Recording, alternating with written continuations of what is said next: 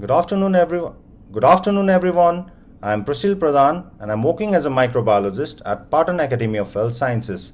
Today, I'm going to present on methicillin-resistant bacteria, a cause of concern in Nepal. Do you know MRSA is prevalent in a tertiary hospital in Nepal? Staphylococcus aureus are normally present in the skin and our nose. MRSA is a subgroup of Staphylococcus aureus that are resistant to beta-lactam and most of the other classes of antibiotics. Going to how we measured this, from January 2018 to December 2020 in Pradhan Hospital, we reviewed secondary data obtained from electronic database and patient's record file. Can you see that MRSA is prevalent in our setting? We can see from the graph that the prevalence of MRSA has increased from 55% in 2018 to 61% in 2019, and this is alarming. The prevalence has slightly decreased in 2020, and this might be due to fewer patient visits in the hospital due to COVID-19. We also found that among all the patients with culture positive for MRSA, 66% were outpatients and 28% were inpatients. This graph shows the overall resistance of MRSA to different antibiotics. We can see that the antibiotic of access group in the green color were more sensitive than those of the watch group. Chloramphenicol followed by cotrimoxazole were the least resistant antibiotics from the access group.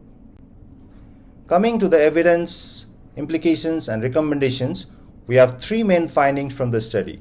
Going to number 1, as MRSA is found to be prevalent in a hospital, this can increase morbidity, prolong hospitalization and increase treatment cost to the patients.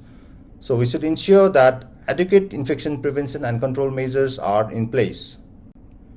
Going to second finding, we also found that MRSA were prevalent in outpatients, and this could lead to spread of MRSA in the community, and the choices of the antibiotics for empirical treatment may be limited. So we should send sample for culture and sensitivity test before prescribing antibiotics. We'd also like to recommend to reduce turnaround time for testing and to treatment regimen is not given empirically. Our third finding is chloramphenicol and cotrimoxazole from the access group still work against most MRSA, which could discourage the use of most toxic and expensive vancomycin, which is the drug of choice for treatment of MRSA. We should include these antibiotics for the initial treatment for MRSA in a hospital. To summarize, to control the spread of MRSA in the hospital, advocate implementation, monitoring and supervision of infection prevention and control measures is required. For further information, you can contact me in the given information in the slide. At last, I would like to thank SORTIT, WHO and PAST for their support in conducting this research. Thank you.